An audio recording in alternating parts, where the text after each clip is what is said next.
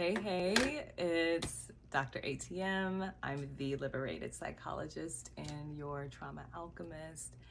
And I wanted to pop on today, just feeling called to share a little bit about where I've been in my journey and launching my private practice. I'm coming up to a year, Juneteenth, technically, of officially launching my private practice, which was a very significant move in liberating myself from my relationship with white supremacy, intellectualism, capitalism, like you name it, all the things. And it's been a journey. It's been a phenomenal year. One of the things that happened when I launched my private practice was I got my first paid speaking engagement. It was a huge boost to my sense of worthiness as a clinician and my sense of purpose as well. I have always wanted to integrate my passion for Black feminism and liberation with my clinical work. And I really struggled in trying to figure out how to do those things in a way that the systems I worked for validated. And it was challenging and exhausting and sometimes really defeating. And so when I launched my practice and I had an opportunity, I was just given carte blanche, like, hey, integrate what you know to do and do it the way you want to do it. And it was one of the best experiences of my life. And since then, I've been able to have a large speaking engagement, kind of like every semester, every season. So I want to share some of the books I've been reading, what I've been reading that are really the anchors and the pillars of my work and some of my integration of Black feminism and psychology and feminisms and like ways of being and somatics and psychology, which is like my life source.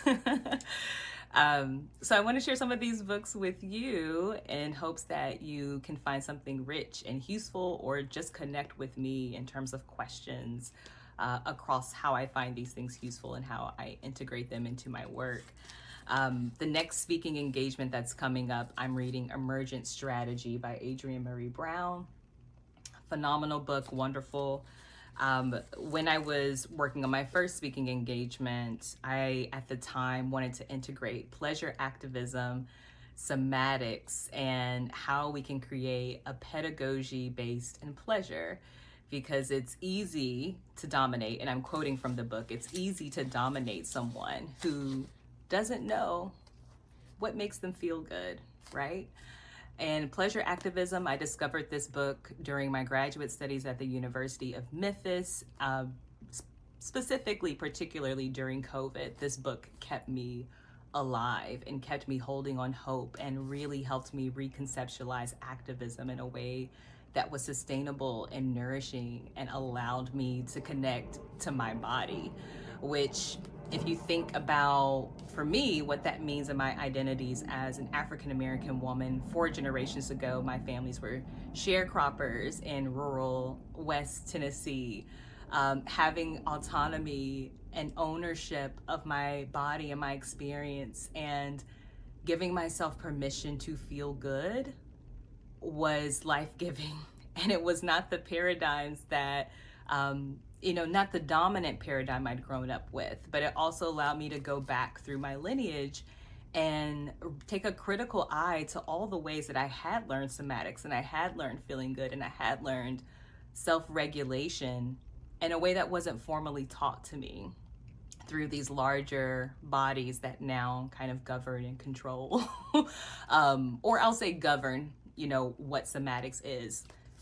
You have a body, you're doing somatic work. So this book really allowed me to place legitimacy within my own experience.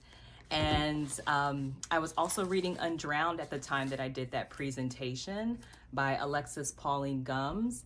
And this was just a meditation on our connection with the cycles of earth and nature and what it means to co-regulate with nature and how that thought in itself really challenges this concept of like white supremacist notions of man over nature, or this separation and hierarchy that is like actually an illusion if we really look at our experiences.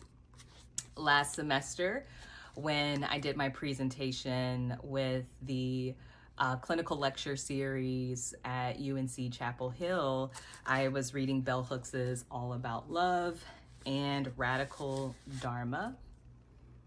And these books were really great in helping me reconceptualize and understand what it means to heal generational trauma and wounding in community, and how to continue to radically dream and practice within our own experience, our own embodiment, what it means to resource ourselves, what it means to get free and challenge the illusion that we aren't already free.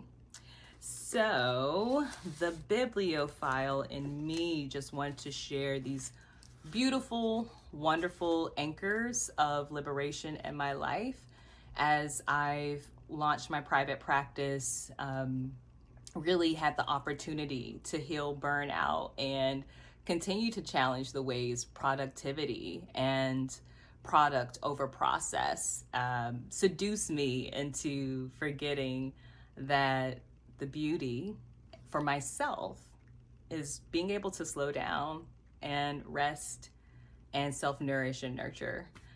So amongst other things like play and whatnot, but wanted to share this with you, and I hope you find it meaningful and useful. Happy healing.